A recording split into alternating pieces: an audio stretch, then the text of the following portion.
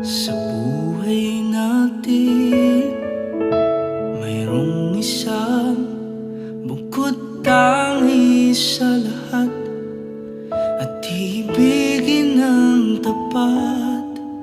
Ngunit sa di inaasahang pagkakataon, na para bang ika'y nilalaro ng panahon, may ibang makikilala, at sa unang pagkikita may tunay na pag-ibig.